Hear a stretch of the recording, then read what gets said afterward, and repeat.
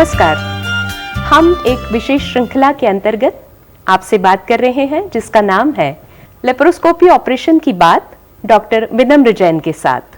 दोस्तों, हम सभी जानते हैं कि प्रकृति में पेड़ पौधे, जंगल, पानी, नदियां, पहाड़, पत्थर सब कुछ पाया जाता है। लेकिन मुझे अचरज तब होता है जब मुझे ये पता लगा कि हमारे शरीर में भी पत्थर पाए जाते हैं। जी हाँ, मैं बात कर रही हूँ आमतौर पर जिसे पथरी कहा जाता है या स्टोन के नाम से जाना जाता है, उस बीमारी के बारे में। और आज हम सभी से इस खास बीमारी के बारे में बात करने के लिए, उसके निदान की बात करने के लिए, उसके ऑपरेशन की तकनीक बताने के लिए 30,000 से ज़्यादा जिन्होंने सर्जरीज की हैं, ऐसे डॉक्टर विनम्र जैन मौजूद हैं। डॉक्टर विनम्र जैन, आपका हार्दिक स्वागत करती हूँ एक बार पुनः अगले एपिसोड में। Thank you. डॉक्टर साहब, मुझे ऐसा लगता है कि जो जीवन शैली है हमारी या लाइफस्टाइल जिसे हम कहते हैं, उसकी वजह से ये बीमारियां होती हैं। तो आप इस बारे में क्या हम सभी के लिए एक कोई अच्छी सी हेल्थ टिप जो लाइफस्टाइल से रिलेटेड हो, ऐसा कुछ देना चाहेंगे? अपनी लाइफस्टाइल को सुधारना ये हर इंसान का कर्तव्य है और हर इंसान की ये समझदारी है। अच्छे लाइफस्टाइल को पाने के लिए मुख्यतः 2 बातों का ध्यान देना चाहिए। वो है खान पान, डाइट और नियमित व्यायाम, एक्सरसाइज। इसके प्रोपोर्शंस भी तय हैं। आपका मेन फोकस 80% फोकस आपके खान पान पे होना चाहिए और 20% फोकस आपके एक्सरसाइज पे होना चाहिए। वाह, तो मुझे लगता है कि हम में से हर कोई डॉक्टर साहब की इस बात का जरूर ध्यान रखेगा और अपने आप को फिट और खूबसूरत बनाए रखेगा। और इसमें मैं बात करना चाहती हूँ गॉल ब्लैडर स्टोन की। तो ये मुझे इसलिए पता लगा कि मेरे एक परिचित हैं जो काफ़ी दिनों से बड़े परेशान थे और जब डॉक्टर के पास गए तो उनको बताया गया कि आपको गॉल ब्लैडर स्टोन है, तो ऑपरेशन करना होगा वगैरह वगैरह, जितनी सारी बातें हैं वो बताई गई। तो मुझे बताएं कि ये होता क्या है। जैसा कि आपने कहा कि शरीर में भी अनेक अंगों में पथरियां पाई जाती हैं। जैसा कि आप कह रही हैं, आपके मित्र ने दूसरे डॉक्टरों से भी बात की और ये पाया गया कि गॉल ब्लैडर की पथरी का निदान क्या है। सो ये बात सत्य है कि गॉल ब्लैडर स्टोन का निदान best and only, full and final, उसका रिमूवल ही है। मतलब उसे निकाल देना ही उसका निदान है। और ये निकालने की प्रक्रिया आज के तारीख में गोल्ड स्टैंडर्ड ग्लोबली, यहाँ से लेके और अमेरिका तक सब जगह लेप्रोस्कोपिक विधि से की जाती है। डिजीज का gold standard treatment laparoscopic removal है। बहुत अच्छी बात आपने कही, लेकिन मैंने ये भी सुना है कि पेट में गैस बनने से कुछ तकलीफ होती है और फिर पथरी होती है। क्या ऐसा कुछ होता है? देखिए, अमूमनतः क्या होता है कि गॉल ब्लैडर स्टोन जिन्हें हो जाता है, पित्ताशय की पथरी, जी, 80% लोगों को समस्या गैस की रहती है। पेट फूलना, पेट अफराना, पाचन तंत्र अच्छा ना रहना, गैस बनना। कभी कभार दर्द होता है। जब वो दर्द उठता है जी, तो मरीज डॉक्टर के पास जाता है। डॉक्टर उस दर्द के लिए उसकी सोनोग्राफी कराता है और पाया जाता है कि अरे, आपको तो गॉल ब्लैडर में, पित्ताशय में पथरी है। कहने का अर्थ है कि 80% गॉल ब्लैडर स्टोन के मरीजों को गैस की ही समस्या रहती है। सिर्फ 10% लोगों को दर्द भी उठता है। अर्थात 90% लोग गैस और दर्द के मिले जुले सिम्टम्स के साथ ही डॉक्टर के पास पहुंचते हैं। शेष 10% जो बचे वो कॉम्प्लिकेशंस के साथ आते हैं। गॉल ब्लैडर स्टोन डिजीज एक ऐसी बीमारी है जिसके कि बड़े सीरियस कॉम्प्लिकेशंस हैं, जैसे कि इन्फेक्शन होना, जैसे कि मवाद बन जाना, जैसे कि पीलिया हो जाना, और बहुत लंबे समय तक अगर गॉल ब्लैडर स्टोन रह गया आपके शरीर में तो कैंसर में कन्वर्ट हो जाना। ओह, ये लोगों की गलत फहमी है कि पथरी का मतलब दर्द ही है। और अगर दर्द नहीं है इसका मतलब पथरी नहीं है। 80% लोगों को गैस होगी, 10% लोगों को दर्द होगा, 90% लोग गैस और दर्द के कॉम्बिनेशन से आएंगे और शेष बचे 10% लोग गॉल ब्लैडर स्टोन के कॉम्प्लिकेशन से आएंगे। क्यों होती है ये पथरी? साइंस ये नहीं जानती कि आपको ही ये पथरी क्यों होगी, पर साइंस ये जरूर जानती है कि ये पथरी उसी गॉल ब्लैडर में होगी जिनका गॉल ब्लैडर सही तरीके से काम नहीं करता, मतलब गॉल ब्लैडर डिसफंक्शन। उसी में जो पित्त है, गॉल ब्लैडर का काम है पित्त को स्टोर करना। तो जो पित्त है, चूंकि गॉल ब्लैडर काम नहीं करता, वो पित्त वहां पड़ा रह जाता है और पड़े पड़े धीरे धीरे धीरे धीरे वहां पर क्रिस्टलाइजेशन होता है और फाइनली वो स्टोन फॉर्म हो जाते हैं। अच्छा, ये बड़ी अच्छी जानकारी मुझे भी मिली है और दर्शकों को भी मिली होगी, क्योंकि काफी लोग जानते ही नहीं है कि इसके कारण क्या है और इसकी तकलीफ क्या होती है और कब डॉक्टर के पास जाना चाहिए। मरीज अक्सर ये कहते हैं, मरीज अक्सर ये बात को जोड़ के रखते हैं कि पित्ताशय, गॉल ब्लैडर निकल जाएगा तो पित्त बनना बंद हो जाएगा। ये गलत फहमी है। पित्त बनाने का काम पित्ताशय नहीं करता। मेरा, आपका और अपने मरीज का, जिनके बारे में आप बात कर रही हैं, सभी का पित्त बनाने का काम लिवर करता है। और लिवर से आंत के लिए एक डायरेक्ट सप्लाई है पित्त की। गॉल ब्लैडर सिर्फ एक स्टोरेज ऑर्गन है जो मात्र 50 ml पित्त को इकट्ठा करने के लिए बना है। चूंकि वो काम सही तरीके से नहीं कर रहा और अब उसमें पथरियां जन्म ले चुकी हैं, इस वजह से साइंस ने सिद्धांत बनाया कि ऐसा गॉल ब्लैडर जो अब हमारे किसी काम का नहीं है, जिसमें पथरियां हो गई हैं और जिससे आने वाले समय में और कॉम्प्लिकेशंस हो सकते हैं, उसे निकाल देना ही उचित और बेहतर है। जी डॉक्टर साहब, तो मुझे ये पूछना है कि क्या सिर्फ पथरी निकाली जाती है या गॉल ब्लैडर पूरा निकाल दिया जाता है? जी, गॉल ब्लैडर और पथरी दोनों ही निकाल दी जाती है। अच्छा। क्योंकि गॉल ब्लैडर बीमार हो चुका है, खराब हो चुका है। चूंकि वो बीमार और खराब है, इसीलिए वहां पथरी है। और पथरी होने की वजह से अब वहां पर इन्फेक्शन और बाकी कॉम्प्लिकेशंस होने के चांसेस हैं। इस वजह से साइंस ने यह सिद्धांत बनाया है कि ऐसा गॉल ब्लैडर जो अब हमारे किसी काम का नहीं है और जो अब हमारे लिए बीमारियों का जड़ बन गया है, उसे निकाल देना ही बेहतर। जी, तो डॉक्टर साहब, मेरे जो मित्र हैं जो ऑपरेशन से बहुत घबराते हैं, तो उनको आप क्या सलाह देंगे, कैसे मार्गदर्शन करेंगे उनका?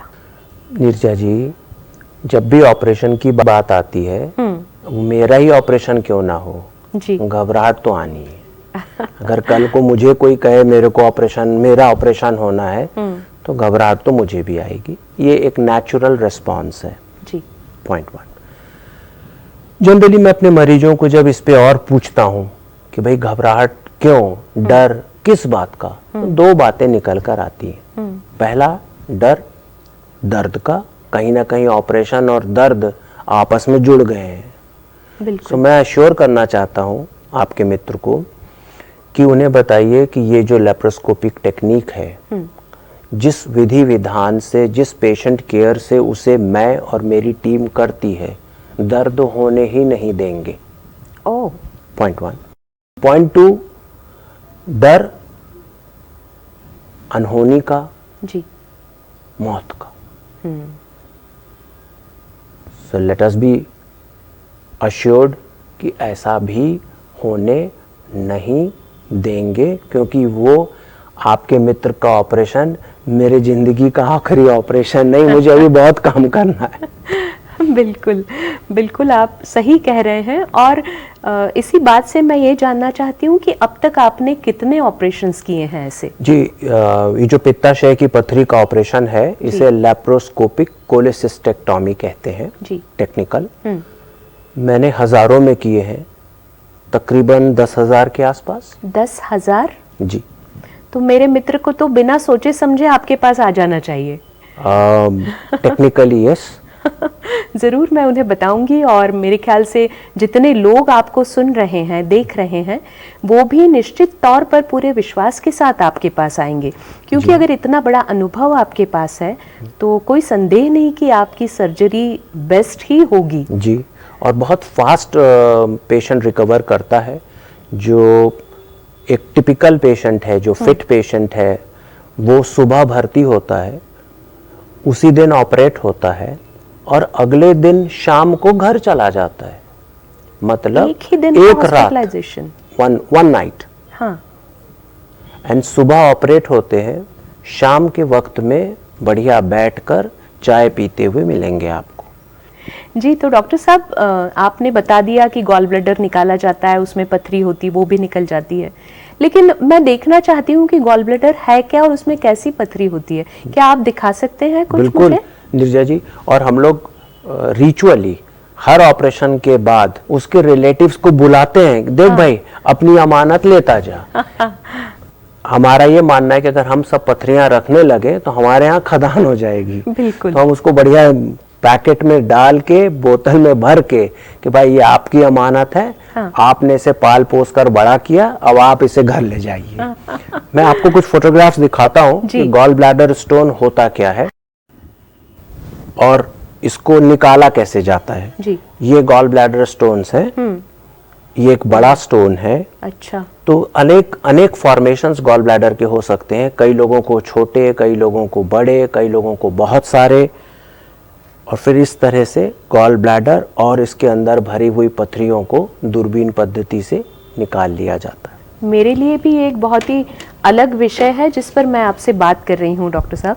और एक पूछना चाहूँगी कि मान लीजिए मेरे मित्र आपके पास आए, उन्होंने ऑपरेशन करवा लिया, घर चले गए, आपके जैसे कहा आपने कि एक दिन में घर चले जाएंगे, तो घर जाने के बाद उनको कितना क्या क्या परहेज करना पड़ेगा? जी, अमूमन मरीज मुझसे पूछता है साहब बेड रेस्ट कितना लगेगा। हाँ। तो मैं कहता हूँ बेड रेस्ट एक दिन का भी नहीं लगेगा। अच्छा। क्यों? क्योंकि अगेन ये लेप्रोस्कोपी का सिद्धांत है और लेप्रोस्कोपी सर्जरी की ये देन है कि वो बनी ही इस प्रकार से है, उसका डिजाइन इस प्रकार से किया गया है कि आप फिट एक दिन के अंदर हो जाएं, आपको दर्द तकलीफ ना हो और आप जल्द से जल्द अपने रूटीन में लौट सके। ऑपरेशन के बाद थोड़ा रेस्ट लगता है पर बेड रेस्ट की ज़रूरत नहीं पड़ती। यूजुअली मैं अपने मरीजों को सलाह देता हूँ 3 दिन कि 3 दिन टेक इट इजी। 3 दिन के बाद आपको ऐसा महसूस ही नहीं होगा कि आपका एक इतना बड़ा मेजर ऑपरेशन हुआ है और फिर आप क्रमशः अपने रूटीन लाइफ में लौट सकते। तो डॉक्टर साहब, एक और आमतौर पर जो सवाल आता है एक सामान्य इंसान के मन में कि अगर पित्ताशय को निकाल ही दिया जाए तो फिर तो क्या होगा? वो एक तो फिर तो क्या होगा? वो एक भाग अगर निकाल दिया जाता है शरीर का, पित्त का क्या होगा? पित्त का क्या होगा? जी, और फिर गैस बनेगी। हाँ। ये भी एक कॉमन क्वेश्चन है। अगेन ये कॉमन मिसअंडरस्टैंडिंग है, मिथ है कि पित्ताशय के निकल जाने से पित्त नहीं बनेगा और फिर पाचन खराब हो जाएगा। होता ठीक इसके विपरीत है, क्योंकि पित्ताशय सिर्फ एक स्टोरेज ऑर्गन है जी। वो बनाता, मैन्युफैक्चरिंग ऑर्गन है ही नहीं। मैन्युफैक्चरिंग ऑर्गन पित्त को बनाना का काम लिवर का है, तो लिवर अपनी जगह पर है जो कि काम कर रहा है। आपके पित्ताशय के निकल जाने से उसे कोई फर्क नहीं पड़ता। अच्छा। रादर जो पित्त का प्रवाह है, जो लिवर से आंतों तक आना है, वो इन पथरियों की वजह से अवरोध, उस प्रवाह में रेजिस्टेंस आता है, ऑब्स्ट्रक्शन आता है। इसके निकल जाने से वो प्रवाह बेहतर हो जाता है और बेहतर मात्रा में हमारे पास वो पित्त आंतों में आने लगता है। अच्छा। जिससे हमारा पाचन सुधर जाता है, दर्द खत्म हो जाता है और गारंटी के साथ इससे होने वाले कॉम्प्लिकेशंस 0 हो जाते हैं। ओह, ये तो बहुत ही अच्छी बात आपने बताई कि अगर कोई एक परेशानी होती है और उसको अगर ठीक किया जाता है तो बाकी चीजें अच्छी हो जाती हैं। जी हाँ। तो मैं ज़रूर अपने मित्र को आपके पास भेजना चाहूँगी, उन्हें ज़रूर आपसे बात करने के लिए कहूँगी और ऑपरेशन के लिए भी मना ही लेंगे हम लोग उनको। तो यानी डॉक्टर साहब, मैं तो आपको ना वो स्टोन मैन ऐसा भी कहना पसंद करूंगी, क्योंकि आप इतने एक्सपर्ट हैं इस तरह के ऑपरेशन में, या वो तकनीक में आप इतने सधा हुआ आपका हाथ है कि आपके पास ना सिर्फ शहडोल से बल्कि मुझे लगता है काफ़ी दूर दराज से भी लोग आते हैं ऑपरेशन करवाने के लिए। और मेरे जो मित्र हैं जो मुंबई के पास हैं, उनको भी मैं अवश्य सलाह दूंगी कि आपसे मिलें, बात करें।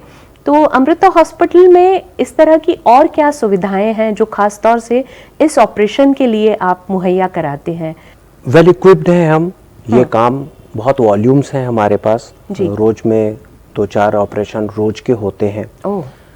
टीम बहुत सशक्त है, सामान बहुत उस हिसाब से सब रखा गया है, हाई क्वालिटी है, इन्फेक्शन पे बहुत अच्छा ध्यान देते हैं, पेन नहीं होने देते, एनेस्थीसिया बहुत हाई ग्रेड और उच्च स्तरीय देते हैं, जिसकी वजह से रिकवरी बहुत फास्ट होती है। एंड इसी वजह से स्टोन का काम कराने के लिए वास्तव में काफ़ी दूर दूर से मेरे पास मरीज आते हैं और हम लोग सक्सेसफुली उनका काम करके देते हैं। रादर मैं यूँ कहूँ कि उनकी अपेक्षा से बेहतर ज़्यादा खरे उतरते। वाह वाह।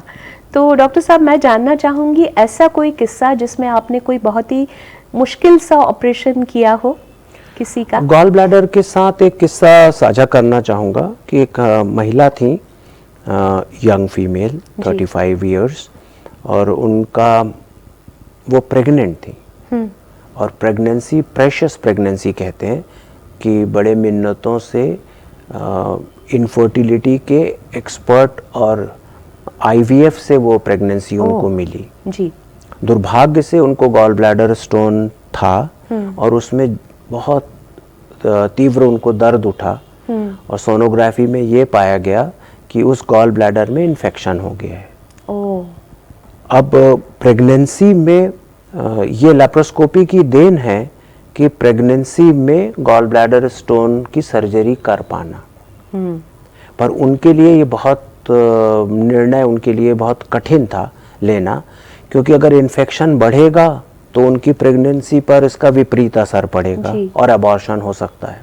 सर्जरी अगर की जाएगी तो एक रिस्क है कि सर्जरी की वजह से भी अबॉर्शन हो सकता है।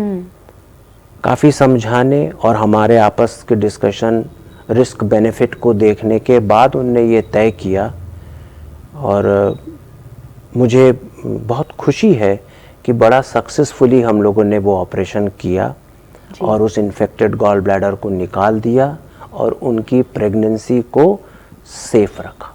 वाह वाह, क्या बात है, बहुत बड़ी बात है डॉक्टर साहब ये, क्योंकि ये एक जानलेवा डिसीजन भी हो सकता था उनके लिए।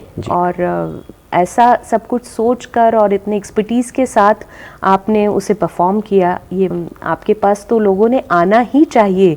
जब इतना कॉन्फिडेंस लेवल डॉक्टर का है तो मरीजों को क्या डरने की बात है, ऐसा मुझे लगता है। तो ज़रूर लोगों से तो यही कहूँगी कि ज़रूर डॉक्टर साहब से संपर्क करें, और जब जब ऐसा लगे कि हमारे शरीर में कुछ गड़बड़ी है या हमें कुछ दर्द हो रहा है, तो इंतज़ार ना करें उसके अपने आप ठीक होने का या किसी घरेलू दवा को लेकर यूं ही काम चलाने का, बल्कि डॉक्टर विनम्र जैन जैसे स्पेशलिस्ट डॉक्टर से मिलें, उनसे बात करें, उनकी सलाह को मानें और जल्दी से जल्दी निर्णय लेकर अपने आप को एक बेहतर जीवन की ओर ले जाएं। यही सलाह है हमारी आप सभी दर्शकों से।